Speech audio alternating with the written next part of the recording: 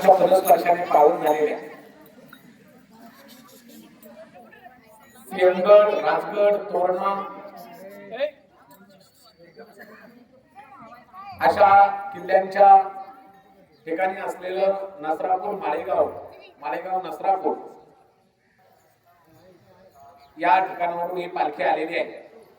महाराष्ट्रातील एक गाजलेलं आणि जागृत देवस्थान बनेश्वर देवस्थान, जसं आपलं भैरवनाथाचं आहे तसं पांडवकालीन बनेश्वराचं मंदिर आहे। या बनेश्वराची पालखी पंढरपूरला जात नव्हती, गेल्या वर्षी आपण सुरू केली।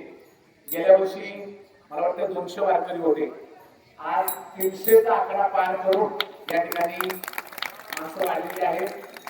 एक 5-10 वर्षामध्ये खूप मोठा सोहळा होईल आणि या पालखीमध्ये कुठल्या वारकऱ्याकडून, चालणाऱ्या वारकऱ्याकडून पैसे घेतले जात नाहीत, जे बीसी म्हणतात ते विनामूल्य, कारण गोरगरीबच लोक पांडुरंगाकडे जातात आणि त्या कुठल्या चालणाऱ्या माणसाकडून आपण बीसी म्हणून काही घेत नाही। ज्याला सोयीच्या काय द्यायचे ते देत असतात वारकरी, पण अशीच इकडून तिकडून मदत होते, त्याच्यावर हा पालखी सोहळा चालतो आणि देव बनेश्वर काही कमी पडून देत नाही, भैरवनाथ काही कमी पडून देत नाही। आज आपल्या लोणी भक्ताला हा पहिला मुक्काम आमचा नारायणपूरच्या बालाजी म्हणून, प्रति बालाजी म्हणून ओळखला जातो, तिथं झाला। दुसरा मुक्काम सासवड सोपान देवांच्या नगरीमध्ये झाला। तिसरा मुक्काम जेजुरीला झाला।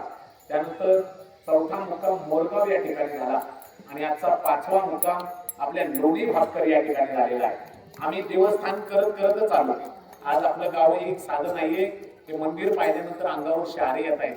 असं पुरातन मंदिर आहे। मी अनेक ठिकाणी कीर्तन करत महाराष्ट्रभर फिरतो, पण असं भैरवनाथाचं मंदिर मी माझ्या आयुष्यात पाहिलं नाही।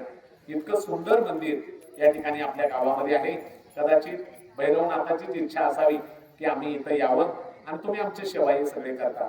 सरपंच साहेब, सगळे माझे ग्रामस्थ मंडळी, सर्वांना खूप मनापासून या ठिकाणी धन्यवाद। आपण आमची सेवा करता, आम्हाला खूप सन्मान देता। आम्हालाही वर्षातून तुम्हाला भेटण्याची खूप इच्छा होते। आताही सगळ्यांनी हायस्कूल पर्यंत जायचं ना, आज सगळ्यांना विनंती आहे, कीर्तन ऐकल्याशिवाय आपल्या घरात कोणी जाऊ नये। सगळ्या ग्रामस्थांना विनंती आहे, कीर्तन ऐकण्यासाठी सगळ्यांनी यायचंय, ही विनंती।